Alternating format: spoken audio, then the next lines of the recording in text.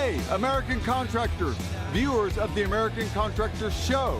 I'm here with John Dye at Win the Storm, and I have to tell you, anyone that is associated with American Contractor Show, you are a badass.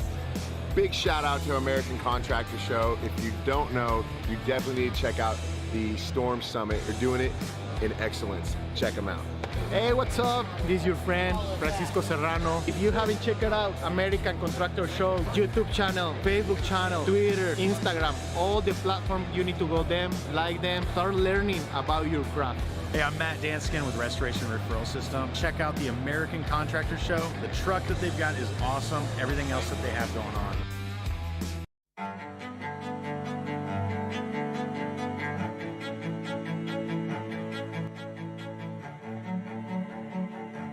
This is Larry Bache with the Merlin Law Group, helping policyholders for more than 30 years. If you have a claim or your client has a claim that needs help, please feel free to call the Merlin Law Group because we are the true policyholder advocate.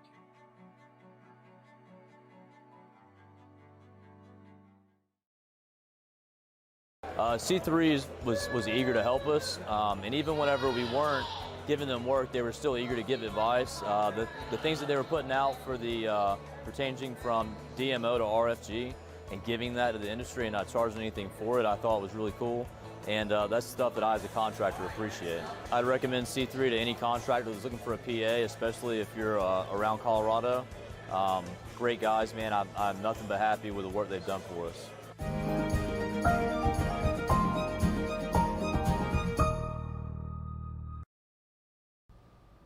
What's up, everybody? I'm meteorologist Andrea Myers, bringing you guys your daily hail forecast, sponsored as always by C3 Group, Merlin Law Group, and now American Contractor Show. You guys saw their ads a second ago, so make sure and go ahead and check them out. And before you do that, let's talk some weather. So we got some severe chances today for the east now. We've shifted over that way, and all risks are possible, so we're going to talk a little bit about that. And then into tomorrow, those risks are going to bounce back up to the north. So Montana, you guys are holding down the fort for our severe chances into tomorrow. And then finally, my favorite time of year, hurricane season is back. We just started a couple of days ago, June 1st. So we're going to give you guys our official 2021 hurricane forecast and talk a little bit about what the season is going to look like. Before we get into our weather, though, make sure you guys check us out at the CRA Trade Show. This is tomorrow, guys, June 4th. So if you guys are in the Denver, Colorado area, or if you just want to make a quick trip out there, go ahead and check us out at the CRA Trade Show at Empower Field tomorrow. And then we're also going to be at the 2021 Texas Roofing Conference. That is June 16th through the 18th in San Antonio at the JW Marriott Resort. So come see us there. And then finally, Burgers and Bikes. That is at Fort Thunder Harley-Davidson in Moore, Oklahoma, just a stone's throw away from the Hale Palace here, and that is on June 25th. So if you guys are in Moore, San Antonio, or in Denver, or if you just want to make a trip out to any of those three places to come see us and talk some weather, make sure to sign up for those events. Into the now, into yesterday. I keep thinking we're into the now, but this is yesterday's storm reports. So this is what we had last night. We got a couple of rogue tornadoes through the North Carolina, South Carolina border area there. Then we got this corridor of severe weather that ran through Mississippi, Alabama, and Tennessee. Got some wind reports and a couple of scattered hail reports through that. And then finally, we got this band of storms that moved through central Texas all the way into eastern Texas. Got a couple of scattered hail reports through there. And through this area, we got plenty of hail to go around, as well as some wind reports. And even a tornado just northeast, it looks like, of Albuquerque, New Mexico. So still not a ton of activity for the time of year we're in, but we did get some activity yesterday. So filling you guys in on what that looked like there. Now into our current conditions. So beautiful across the west. We've got that trough setting up through the central part of the U.S. right now. You can see it pulling all of that dry air out of the north. So we got cool, dry air coming through here. That's why we're so clear. And then it scoops up all of that nice humid air, pulls that into the eastern part of the U.S. where we got all that scattered showers going on, as well as some cloud cover through there. So if you guys are in the central or western U.S., it should be beautiful right now. Into the eastern part of the U.S., like I said, scattered showers and cloudiness going on all the way from the southeast into New England area. We're we're getting some showers through there, and as we move in with that daytime heating that's going to occur and we get a little bit more instability popping up, we could see a few of these producing some severe storms later on this afternoon as these ramp up. So that's what we're looking at for our storm chances based on those current conditions right now. This is noon today. So here's what our temperatures are looking at noon. 66 across the west coast here, 75 in Denver, 78 in Dallas, so still really mild for most of us here. 83 in Atlanta and only 79 in Miami. So again, June 3rd now and still mild temperatures across most of the U.S. We're not seeing those triple digits and hot, muggy weather across most of the nation that we're so used to this time of year. But yeah, beautiful weather across most of the U.S. right now. So here's our current dew points for New England area, and that's also going to help us fuel these storms again as we move into this afternoon. Plenty of muggy weather to go around through New England. We got 64-degree dew points in Charleston. And guys, dew points basically just indicate how humid it is. The closer the dew point is to the actual temperature, the more humid it is outside, the more sticky and muggy it feels. So we got 68 in Washington, D.C., 58 up in Augusta, Maine right now. So we're just seeing those 50s and 60s in the dew points that we like to see to help fuel those storms. Moist air also rises, so that helps us get a little bit of instability as we see these dew points rise into this afternoon. So for our future storms, here's what we got for you guys. So we're going to see these storms start to continue rolling through the northeast as that trough pulls them that way. And again, as we get that instability building up through this afternoon, we're going to see those start to intensify a little bit. This is early afternoon, and we're starting to see some isolated storms through central Kentucky, through Tennessee, as well as another band through the East Coast area. These have a tendency to be a little bit stronger on our models here. So we could see more gusty winds, possible tornado or two through here, as well as maybe a couple of small hailstones. Should mostly stay subsevere through this area for hail, but definitely some wind through the East Coast here, scattered hail chances through the Midwest. And as those storms continue to roll through the afternoon, we're starting to see them band up a little bit. And you guys know with those banded storms, we start to get that wind threat later into this evening and into night as those storms continue to roll on into the late evening and overnight hours into today. Could continue to see those wind chances move along as those storms push off of the East Coast.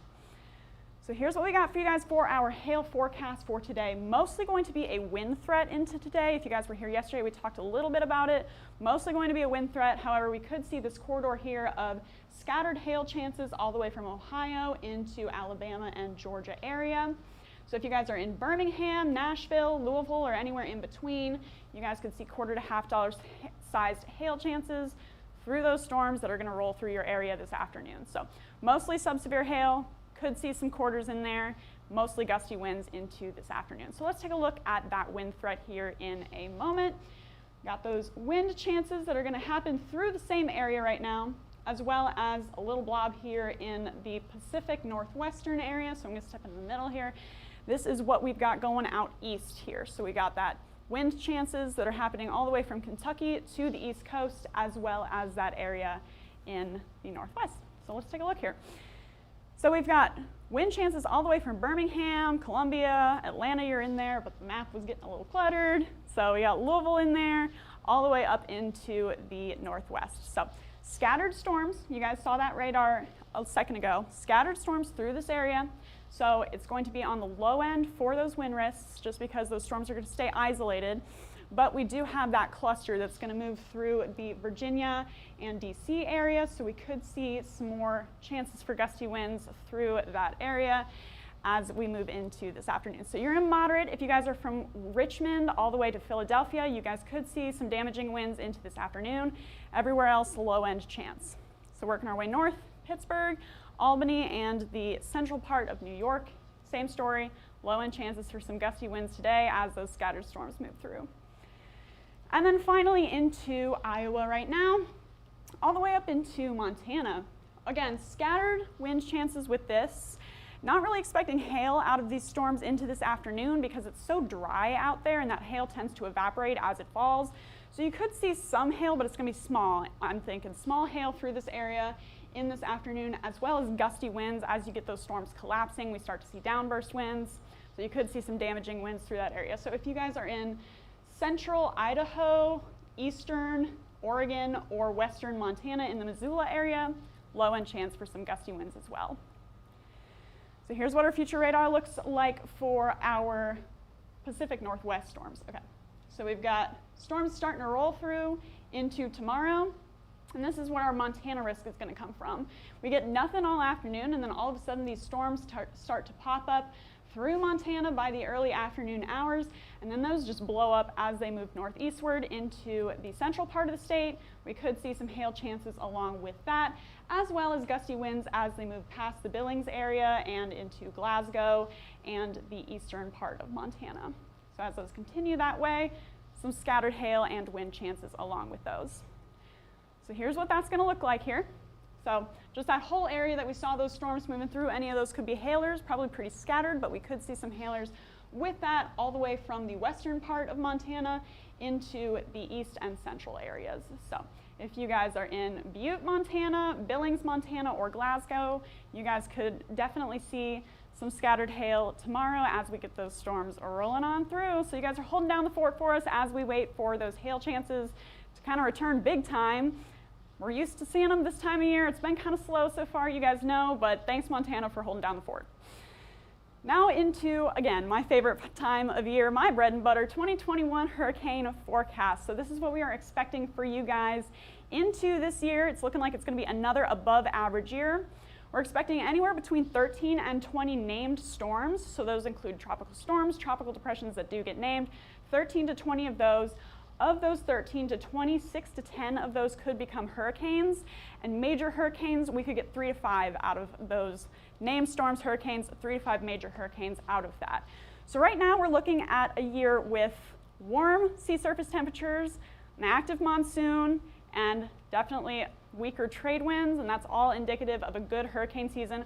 We're also in an ENSO neutral phase, which if you guys are familiar with La Nina and El Nino, those are helpful to our hurricane seasons, particularly La Nina, and we are swinging into that later this fall. So if we do swing into a full-on La Nina event into the heart of hurricane season, we could see the low end of these numbers pop up a little bit, maybe like 15 to 20 named storms, 8 to 10 hurricanes.